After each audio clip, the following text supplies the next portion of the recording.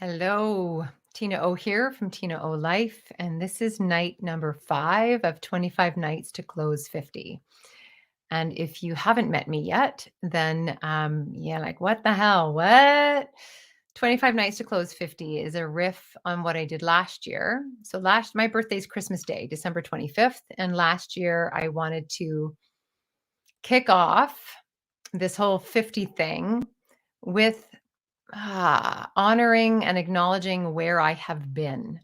So I did a whole series of stories. I'm a writer, I'm a performer, I'm a speaker, I'm a storyteller. I have a theater background, I have a film background, I have a sales background, I have poetry. If there's something to write, I have written it. And so as I came into 50, I think I wanted to get reacquainted with the all of my expression because I'm kind of expression on legs. That's just how it rolls for me. Like camera goes on, I have a concept and it's either there or it's not. And if it's not there, then that's what's there. And it's in the expression of things that I hear. It's in the expression of things that puzzle pieces click into place. So, um, I'm quite prolific, as my friend Dean Paul Gibson has said to me. He's like, Mother, why aren't you writing a series of novels? I'm like, what? Come on. You're like Diana Gabaldon. You should be squirreled away in a little lighthouse somewhere writing a series of novels. That's how he sees my retirement, by the way, because you're so prolific. And he's on to something. Do I think I'm Diana Gabaldon? I don't know. Maybe in another lifetime, or maybe in this next 15 years of my life, like post 65, maybe. I don't know. But the key word that he offered was prolific. And so as I turned 50, I recognized that I have this massive body of work that I don't think I ever even gave myself, that I ever acknowledged. I wrote this. It meant something to me. Um, it might mean something to you. In my work, spiritual work that I do with Chris Durkee, we had this great session last year. Another piece from 50. We had this great session last year where I can't remember how we got there, but in my own in my own spiritual path, what usually happens for me is I go on a journey of sorts and highly visual that way. And I'm usually wrestling with a crossroads of intention. And then in that crossroads of intention, meaning I'm intending this, but I'm intending that, but I'm intending this, and which one drives? In that crossroads of intention, I'm a chronic second guesser. And so I have the intersection and the second guessing.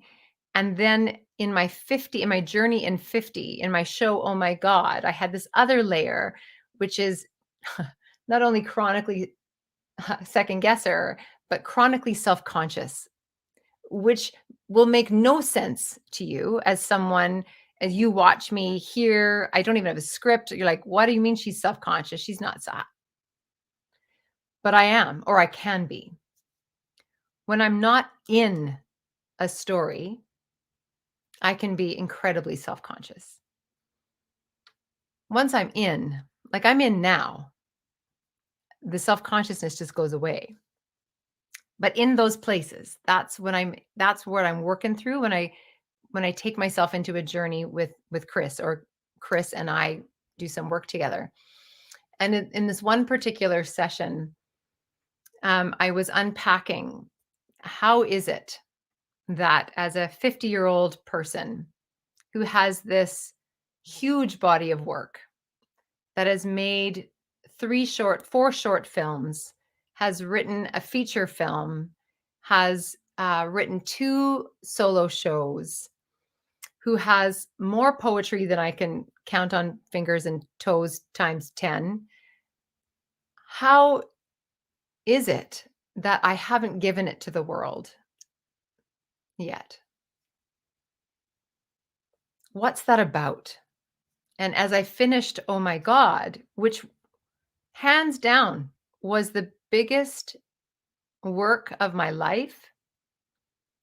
I have taken risks like that before. In fact, I think that's just kind of the way I roll in terms of creating that kind of work. But I had never invested all parts of me in a piece. There's research in it, there's history in it, there's my own personal journey in it, there's a spiritual journey in it. It's a multi-layered piece. It is hands down. I'm not going to say it's my best work. I don't know. Only you can tell me that. But I will say for me, it is the best in terms of all in I had ever done. This is all a setup to say, how is it, Chris? I was saying to Chris, how is it that now that it's done, I'm kind of done and I kind of am just moving on and not giving it to the world? What the hell is that about? And so in this journey place that we were in, again, I can't remember what actually happened, but I know what came out of it was this, that my only job, and those of you who do purpose work or mission work or, you know, the why or the what, however you identify in that, my only job in my life's purpose, if you will, is this. This is it. Research, write, share. And up until, oh my God, I had really had the center one all sorted out. I could write. Prolific, remember? Pop up, Dean Paul Gibson saying to me, why aren't you Diana Gabaldon? Come on, la, la, la. Like I could write. When I did Oh My God, it was the first time that I allowed myself to say, your words are worthy of researching, which sounds kind of dumb because all words are worth researching because you're giving them to the world. But as a chronic second guesser and kind of self-conscious about my own, at that time, about my own words in the world, if I didn't research it, then I didn't have to back it up. And if I didn't have to back it up, then it didn't have to be right. And if it didn't have to be right, then you didn't have to invest in it, which means I didn't really have to invest in it. So when I did Oh My God, for the first time, I researched the shit out of it and I still screwed shit up. Like I pronounced words wrong.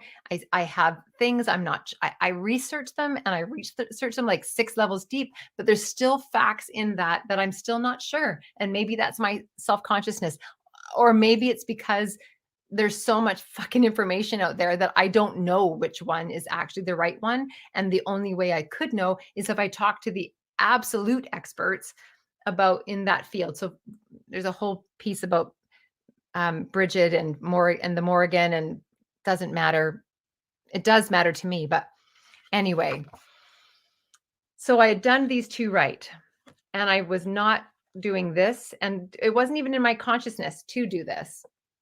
And I was so complete with these two things. I'm like, Chris, I did all the research, man. I totally showed up. I was immersive in the writing. Like, how is it that I'm not giving it to the world? Maybe I don't need to. Maybe that's just the way I operate. Maybe I blah, blah, blah, blah, blah, blah, blah, blah.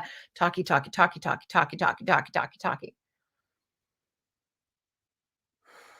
So in my own soulful makeup, if you will, in my own blueprint of how I'm made, I'm an expressionist. If I'm not expressing myself, I'm probably going to get sick. That's just the way I'm made. So if that's the end, I can circle back to that and say I've had throat cancer. So I will tell you, if I'm not expressing myself, I will get sick. And it's not just about making noise expressing myself. And it's not just about talking truth like they're bullets. Many of us are truth bullet people. We shoot truth like we think that's telling the truth. It's not telling the truth. That's just telling our opinion about a truth. Truth bullets are just standing up here saying, this is what I know. when I'm talking about truth, I'm talking about sharing. If I'm not expressing myself and sharing takes two, it's not one. Even though it's just me up here with a camera, I can already feel and I can feel the difference. Like I can feel the difference when I'm truth bulleting and when I'm actually in a space with you, even if you're not here, if that makes sense. So the piece I was missing in my,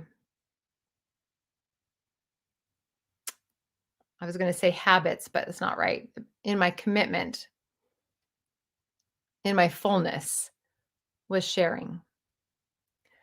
I'd got the writing thing or the expressing thing, like, getting it out of me. I'd got the research thing with, oh my God, but this was my biggest big and still is. It is still my biggest learning is actually sharing. And not just sharing like this, and this is great. I love this, and I hope you do too. But I mean sharing my work. I mean sharing my art. I mean sharing from the core of my art with the core of my compulsion to research and do right by the story, and then share in that open place of letting you in. I had a naturopath say to me once that intimacy is just not knowing what's on the other side of this moment with someone. And that's the sharing. And if you listen to night number 2, I talked about I have been a control freak who is driven by avoiding disappointment at all costs. And sharing, of course, is inviting disappointment in, the possibility of disappointment in. So, all of this to say that this night number 5, I guess it's about sharing. It's not where I thought I was going, but it's where I ended up. And this is right in between where the story tells me and the story tells you. So so as I started 50 nights, it was about honoring for myself. It's almost like sharing with myself. Oh yeah, you did that. Oh yeah, you wrote that. Oh yeah, you felt that. Oh yeah, you went there when you made that piece. And then as I made that, it opened up